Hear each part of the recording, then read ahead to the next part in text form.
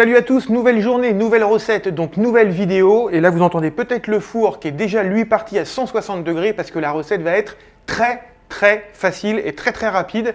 On va faire des petites bouchées pour l'apéro, vous allez voir, c'est très simple. La recette que je vais vous donner, c'est une recette de base. Moi, je vais la faire avec du thon et une autre version avec du chorizo.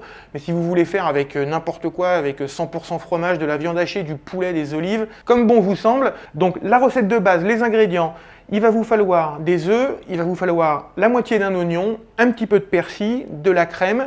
Et moi, je rajoute pour cette première version du concentré de tomate, du thon et du fromage râpé. Première étape, ça va être la plus compliquée, je vais m'occuper de l'oignon, donc je vais prendre la moitié d'un oignon que je vais éplucher. J'aime bien quand la cuisine est nickel.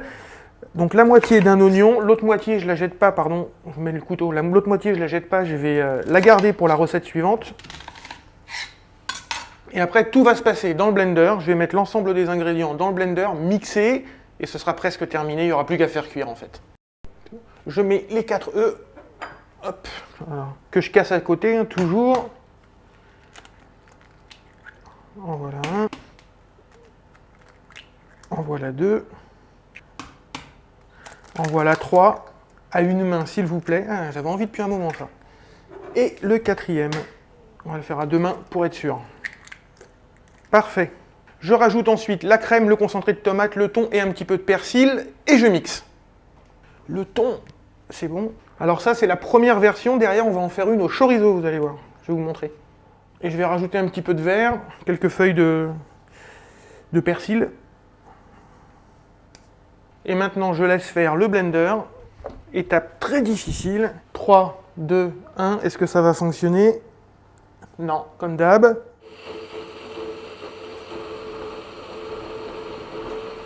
Précision sur le blender, surtout mixez pas trop longtemps, on veut pas une texture liquide, on veut vraiment qu'il reste des petits morceaux, hein. C'est important. Donc moi je l'avais mis sur un quart. Alors j'ai pris une poche à douille pour verser ça dans les petits moules pour que ce soit plus pratique. Je vais quand même utiliser un petit embout. Je vais regarder ce que j'ai. Mais je crois que j'ai pas grand chose. Si. Bon, ça fera l'affaire, c'est pas l'idéal. Un rond aurait été mieux, mais ça fera l'affaire. Donc j'ai mis mon embout.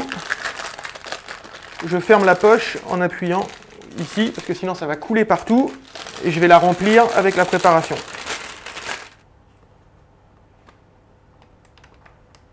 Alors, je ne suis pas un maître de la poche à douille, alors, je vais essayer de ne pas en mettre partout, parce que là elle est bien pleine, et je vais venir remplir mes petits moules.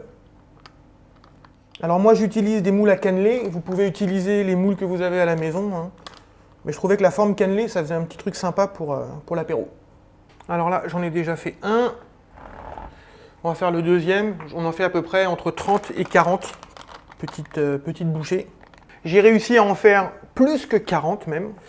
Donc au four, à peu près entre 15 et 20 minutes à 160 degrés. Vous les surveillez, ils vont gonfler un petit peu. On va essayer de ne pas se brûler. C'est pas gagné, la plaque est déjà chaude en fait. Je l'avais oublié dans le four. Hop. Les miens sont partis, donc le temps de cuisson exact des miens, je vous le donne juste en dessous dans les commentaires.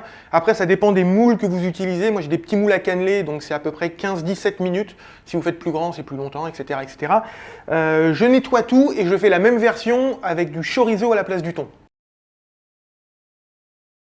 La préparation au chorizo est prête, donc je vais chercher les premiers au thon que j'avais mis à refroidir.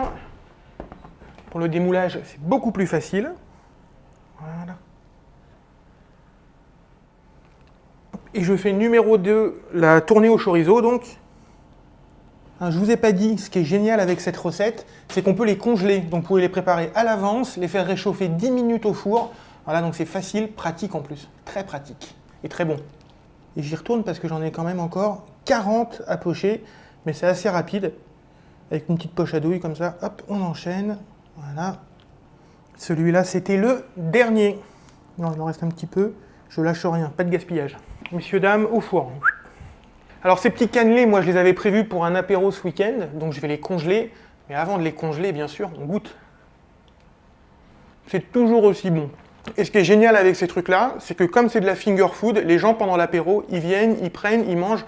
Il n'y a pas à tartiner, il n'y a pas d'assiette. C'est le genre de truc, ça part direct. Donc je suis en train de monter la vidéo, voilà, que vous êtes en train de regarder. Si vous voulez approfondir avec d'autres recettes pour l'apéro, je vous les indique juste ici, là, sur les petites miniatures. N'hésitez pas à aller voir, il y a quelques trucs sympas. Et puis on se retrouve très bientôt, parce que j'ai encore pas mal de choses à faire, à manger, à cuisiner et à filmer aussi.